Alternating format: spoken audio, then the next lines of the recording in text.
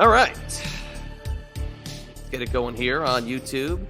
And Eyes Up Here Extra, a YouTube exclusive. I'm joined here by the Queen of Extreme, Francine. We got to get down in the Eyes Up Here studio to talk about the news of the week as it relates to the wrestling side of the news of the week. The big one, talking about it forever.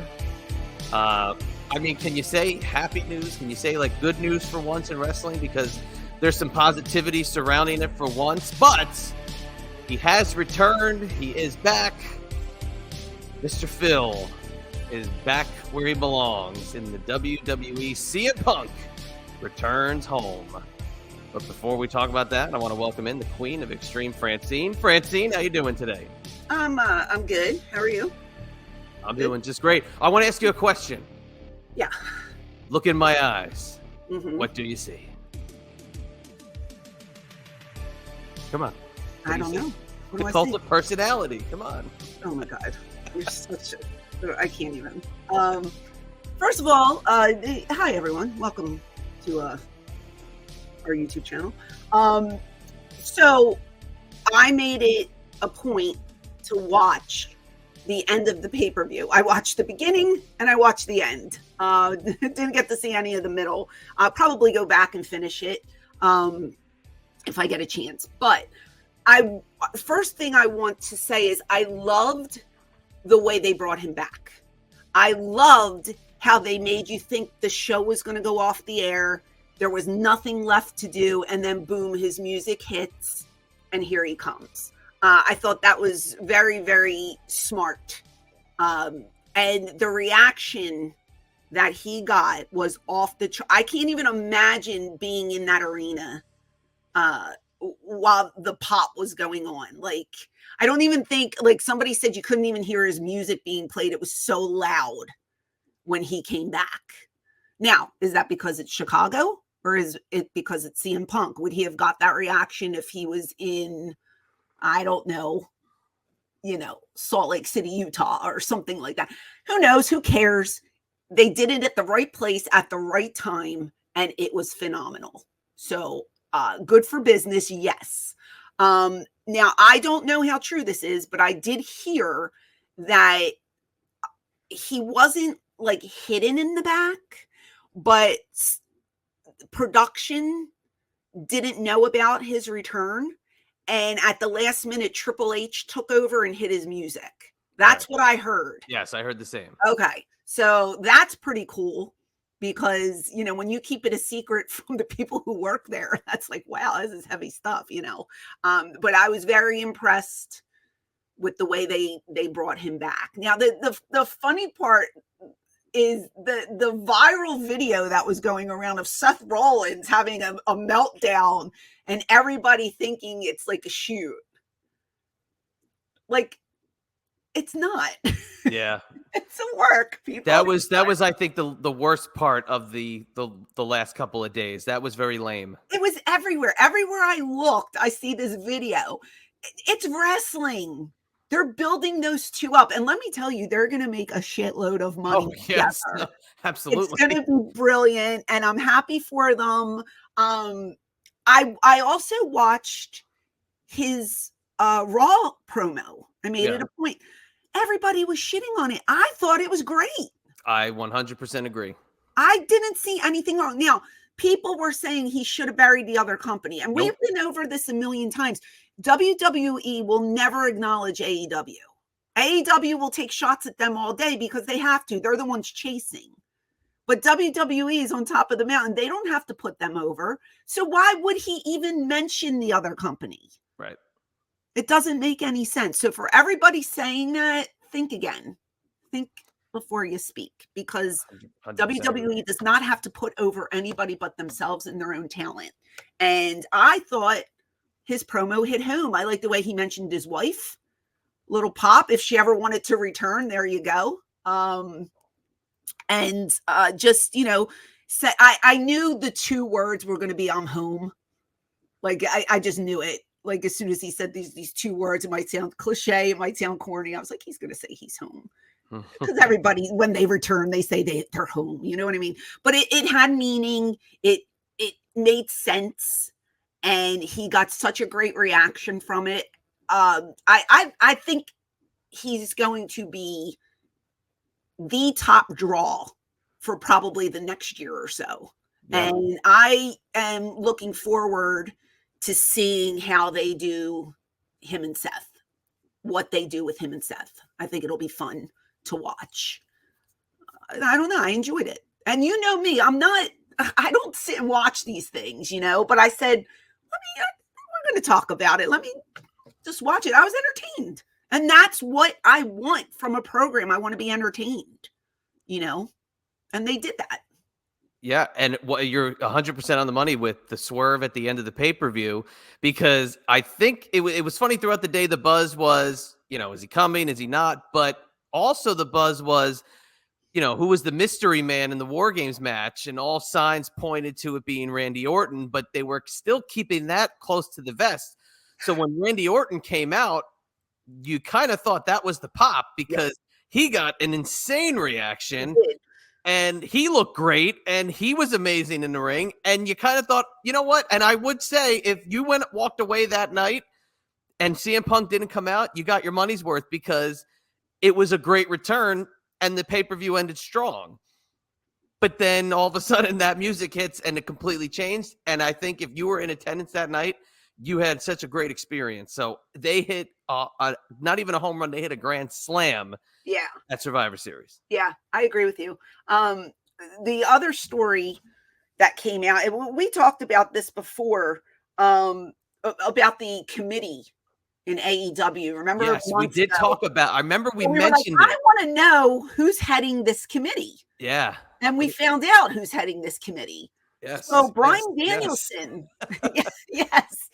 Bryan Danielson apparently headed the committee to terminate CM Punk. And let me just tell you, he talks about him being a friend, and that friends have difficult tasks that they have to do. If that's a friend, I don't need friends like that. Yeah, I want to ask you, from a wrestler to wrestler point of view. Yeah, that's very old school, and I would consider that to be a wrestler knocking another wrestler out of a top spot. Wouldn't it be something that you would consider? That might be politicking if you think about it. I don't know.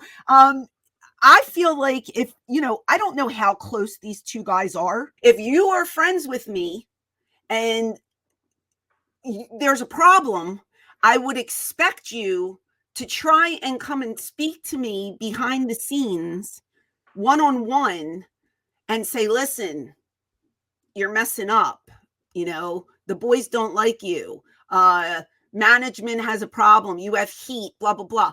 I wouldn't expect somebody to just go on a crusade to try and get me fired if you're friends with me. So that's the part where I don't know, are they super close friends? Because the article says, they're friends in real life. Do you do this to your friends, or do you try to help your friends?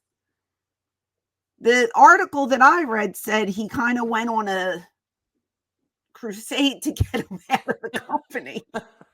So I don't know.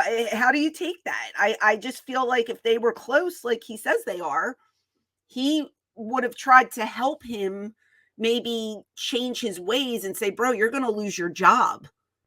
You're at jeopardy of being kicked out of here. Everybody wants you gone. That's what I would assume if we're friends. You know what I'm saying? Oh yeah, absolutely. So, reading this is a little disturbing.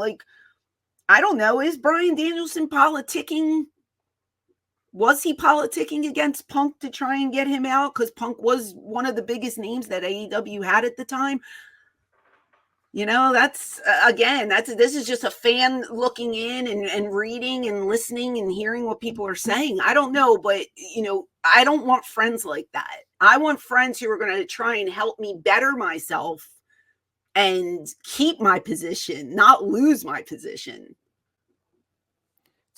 I was shocked to see that it was Bryan Danielson, but in a way I wasn't, because you see that Tony relies on those top guys for insight. And And I've noticed that Chris Jericho's taken a little bit more of a step back in the last year or so. And Daniel Bryan and Bryan Danielson's taking a step forward. So he relies heavily on what Danielson has to kind of say. And I guess, his word carries a lot of weight. I don't know any other names that this committee, like I was told by one of the guys that there's a committee, but they didn't tell me who was on the committee. And that's the rumor was Tony Schiavone was the name I heard was on it as well. Okay. And I can understand that. Tony's been in the business forever and is highly acclaimed and people love him. So you have to have somebody who takes charge and that people respect. I get that. But, who else is on this committee? Who's talking? Who's calling the shots here? I have no idea. I'm just saying that if you say you're my friend, but then go behind my back and try and get me fired, that's not cool in my book. That's politicking. And I don't like that. And then just it's another sidetrack in AEW news, QT Marshall, who had been with them from the beginning, who is a Cody top lieutenant, resigned, which was very surprising because he was a big producer with them.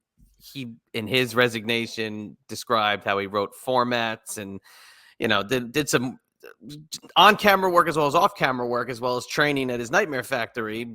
Jade Cargill's the big one that came out of there. Where's he going? Is he just stepping off TV? Is he going to WWE? Now, the big wrinkle with that was that Punk allegedly did not want him involved with the Saturday night show and didn't like him paired with that. I think it's Powerhouse Hobbs, the big guy that they have in AEW that's not used so well, at least in my opinion. But that was a huge guy to step away, and it would have thought that he was another top guy in the pecking order with the management side, but apparently not. I don't know. I don't really know anything about that guy, but I just know there was such speculation on who was behind Punk's departure, and now it's come out that Bryan had a big part in it. So I'm assuming people were in Tony's ear. It's not always just one guy. There's more to this story that we don't know about, and probably bits and pieces are going to keep coming out. But guess what? Guess who's shining? CM Punk. So I don't think he couldn't care less who said what about him. He's making so much money right now, and he's going to be in the top few. I don't know how reliable this is either, but I heard Impact offered him $1 million deal. Yes. So, huge fish in a very, very tiny, tiny pond that would have been, but he is on the grandest stage of them all, as they say, and he's going to thrive. And if he could just do business and control that inner wanting to just spew out what he feels, because sometimes you have to bite your tongue in certain situations. I'm not that good at that. Sometimes I just say it because I feel it. I'm learning that you have to sometimes be passive and you have to let it roll off your back. And, if he can do good business, man, he could be there for, I don't know how long his contract was that he signed, but I'm sure it's probably 3 to 5 years. Yeah. And he's going to be, if not the top star, he is definitely top tier for WWE right now. And they're going to make just a boatload of money. So good for him. Brock Lesnar went away for 7, stayed for 10. I mean, there is apparently, according to Fightful, a behavior clause in the contract. Oh, well, so, smart. Hey, so in other words, if he gets out of line, there's right to termination. I guess so, but he looked great. He looked revitalized. He looked happy. And you know what else I love too? Subtle things, that I look for as somebody. And I watched all of Raw from about 8:15 to the end, not knowing if he was going to come on at the 8 o'clock, the 9 o'clock break, the 10 o'clock. And by the way, Raw is way too long. It should not be 3 hours. It should be 2. That crowd was gassed by the end. By the main event, I felt bad. Even the main event was very good. the crowd was so gassed by the end of it. Yeah, and kids are there and they have school the next day. Yeah. Oh, it's too long. They Yeah. have to trim it to 2 hours. Whenever this TV deal that they announce in January, they got to trim it to 2 hours. They won't. They won't. I know for the advertising side, they won't. But when he came out for his entrance at Survivor Series, he took his time. He didn't run out there. He didn't run to one side of the entrance, to the right side, the left side. He took his time, and he not milked it, but he walked down slow. He took it in. Yeah, he looked around. Those people were going nuts. That's the way he come back. And this is where I want to tie in ECW. When the Sandman came back, okay, I think you've always said that's the loudest pop, correct? Pretty much. I mean, I always say Raven argues with him over. Well, let's say at the arena. I think it was the loudest pop I've heard. When you're in that environment, okay, and let's take the guys that were in the ring for the War Games, right? And that music hits and the crowd goes crazy. Let's take you in the ring when the Sandman music hits and the crowd goes crazy.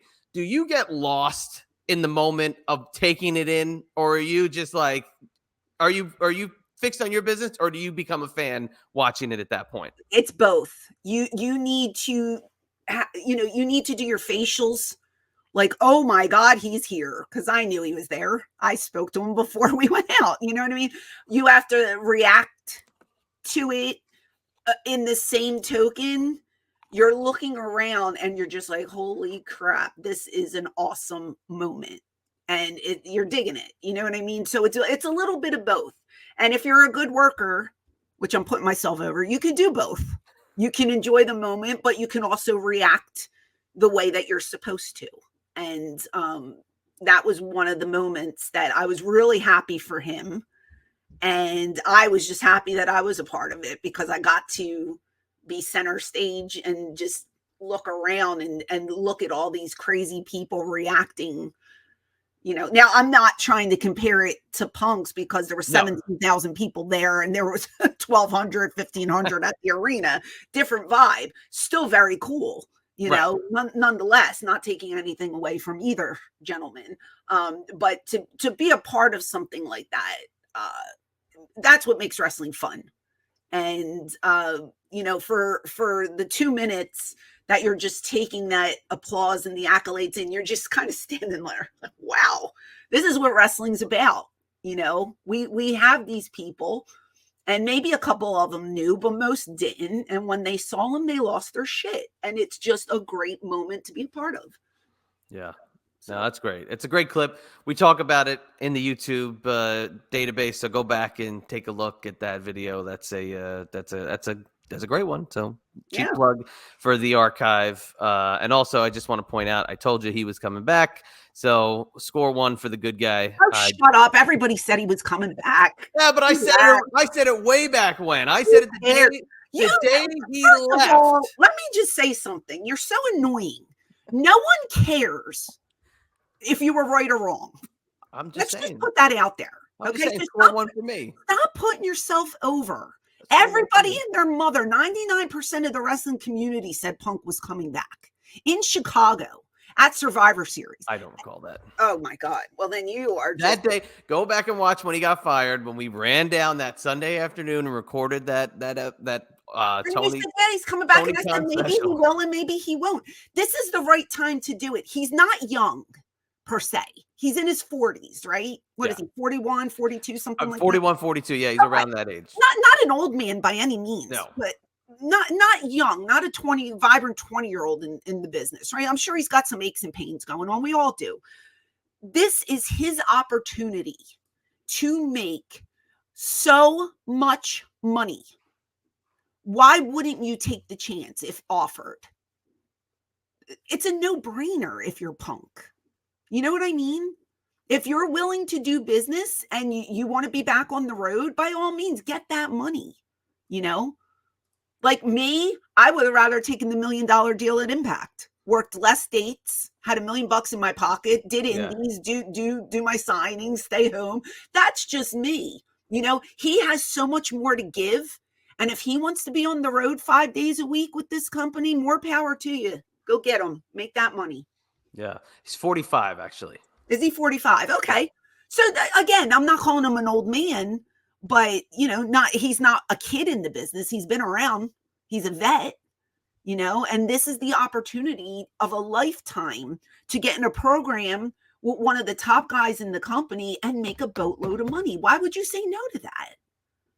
If you can physically handle the regimen of being on the road and working 4 to 5 nights a week, make that money. Go ahead. Entertain. Yeah. That's what you want to do. I'm just seeing a comment. Shawn Michaels commented on his return. That's a great comparison that I don't know if it was made, because if you took 1998 Shawn Michaels or 97 Shawn Michaels out of WWF, and let's say they fired his ass, right? And WCW was the same way. They fired his ass, and I wouldn't necessarily say people were going to jump on hiring him for his attitude. They would jump on him for his skill. But that's a great comparison of, do we or don't we hire him based off of reputation? So, but if you listen to the media scrum afterwards with Triple H, he made a point to talk about that. And he said, people change. He said, I'm a different man than I was 10 years ago. Punk's a different man. We had a conversation about it. You know what I mean? Yeah. So it's been 10 years since he's been there. And you learn a couple things. You mature, you're older. You're not the same person you were. You're not that kid that you were 10 years ago. You live and you learn. You go other places. You explore. You do different things. Everybody deserves a second shot. Now, if he's in there and he's causing mayhem, the second, third week, then it's like, okay, that clause was a smart thing to do. Get him the hell out of there. Yeah. But if he's a team player, he does what's good for business. He's drawing money. Who cares if a couple people don't like you? Just do the right thing. Go in with a smile on your face, have good matches, and prove everybody wrong. That's it. Absolutely. Well, dying over there. You all right? I'm sorry. See, I'm getting older too. I have like a frog in my throat. Over what we're talking I am. about. I'm so emotional about CM Punk's return. Yeah. The one that I called all the way back. Oh my God! Stop it. So, idiot. Well, I appreciate you running down here to record this Eyes Up Here extra for YouTube. Also, subscribe. That is free. We're on the march to 10,000. Like, subscribe, and share. Yeah. Join us over on iHeartRadio and on your favorite podcasting app. Please, every single week, subscribe and get your newest episode of Eyes Up Here. New content every Tuesday. And type in Eyes Up Here with Francine. Please. There are 2 podcasts under the Eyes Up Here title. You have to type in with Francine. A lot of people are saying they can't find me. Oh, and then our friend James over in the UK is like, you're not in the UK. I'm like, oh, I'm in the UK. We're definitely on in the UK. You have to type in Eyes Up Here with Francine, please. Some other has Eyes Up Here. Oh, have to stop go find that. Out. We don't say that. What is wrong with you? Those views are not mine. I lovely said it. Lady who runs the other account. I gotta go do some homework. But I also really quickly, because this will be up before this weekend, I'm going to be at Blizzard Brawl in Wisconsin, not Milwaukee. Where am I? Waukesha. I can never remember that. If you're in the area, come see. Now it's me, Sandman, and Fonzie. So if you're in the area, come see us. And if you haven't subscribed to this channel, please do so, because we have to get to 10,000 and we only have 30 days to do it. We're getting there. So we'll catch you next time for the Eyes Up Here extra for the Queen of Extreme. This is the Chadster. We will catch you on the flip side.